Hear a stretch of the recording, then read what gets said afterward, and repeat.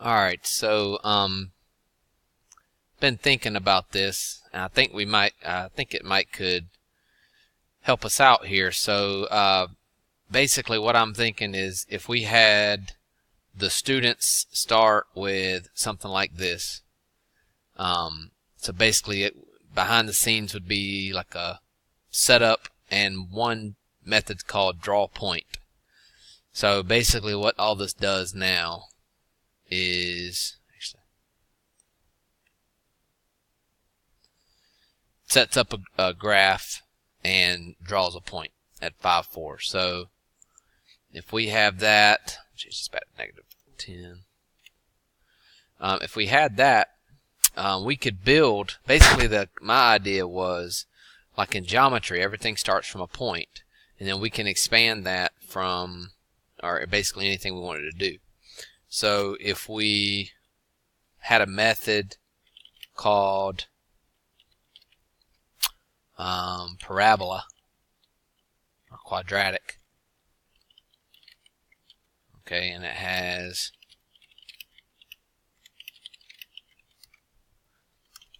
and I would talk to Mark to see basically like how important like it being object oriented or getting students to how important that kind of concept is, because you could do this easily in another class and kind of enhance that understanding. But basically if we already have this draw point that draws a point on the graph, by the way that was 5, 4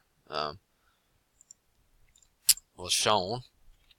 So if I did that, and we could introduce them to, like, let's say a for loop.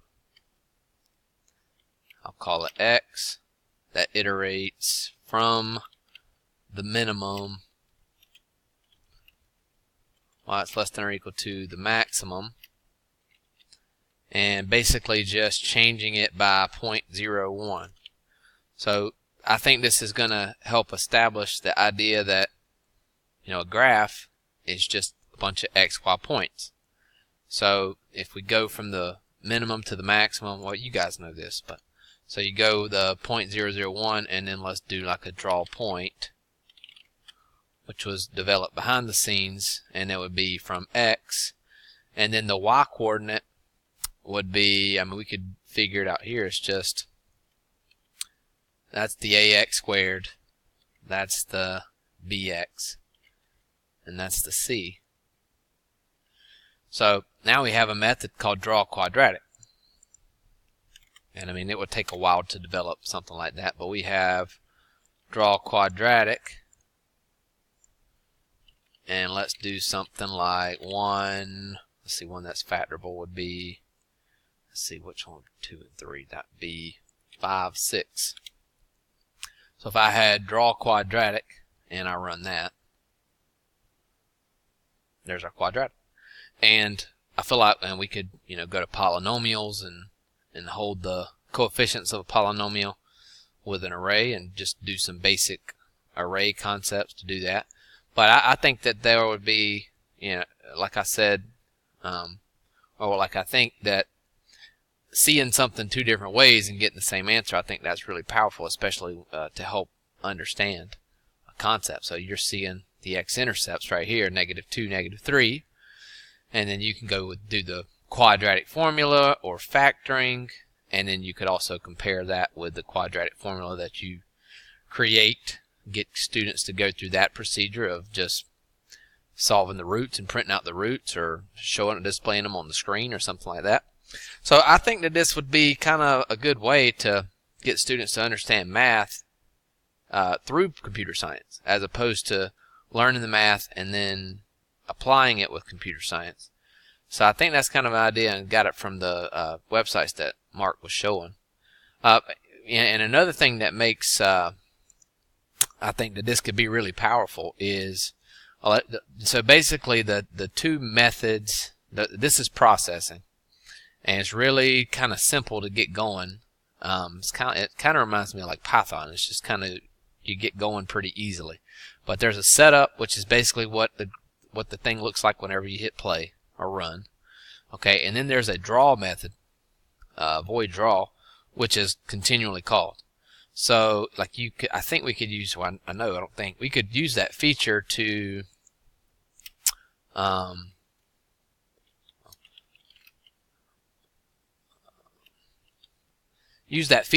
of look at some dynamic. Let's just use that to be the X-Men. You could use that feature to have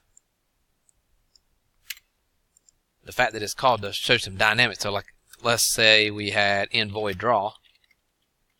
So this is the only two really methods that you need to actually get it to run. Well, you could do that with setup, but draw is going to happen after that a lot. So like I could do draw point X, and then same thing we did earlier. Oh, I guess I would need, well, these really wouldn't be field or like variables here, but let me just define float A equals 1, float B equals, what did I do, 5, float C equals 6. So draw point X, and then like an A times X times X plus B times X plus C, and then just add one to X, or add a little bit to X.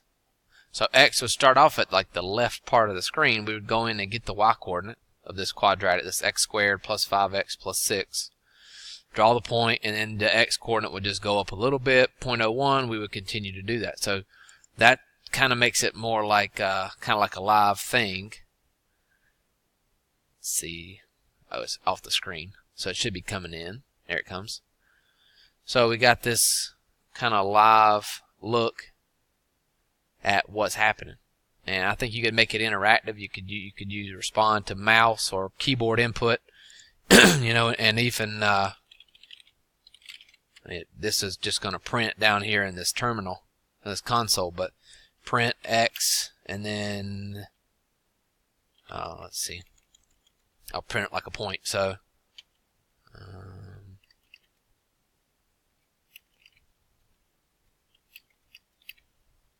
and then that A times X plus B times X plus C.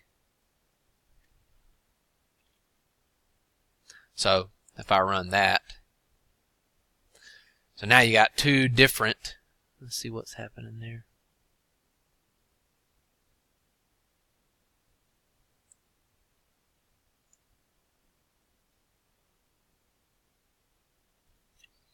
Maybe I need to, let me try that again. So, but basically you get this kind of live, yeah, there we go. So the reason we're not seeing it now is because the Y coordinates are like up in the 20s.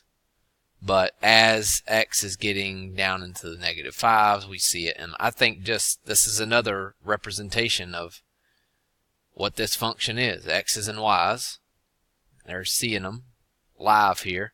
And then, like I said, you could go and also do the math on paper as well to see that all these things correspond. But anyway, that at least gives you my idea of what you can do. I think basically this would be like a graphing section. You could do anything up to past derivatives of integration, but even the basic stuff of what's in an algebra 2 class of like x-intercepts and y-intercepts and increasing and decreasing, minimums and maximums and things like that.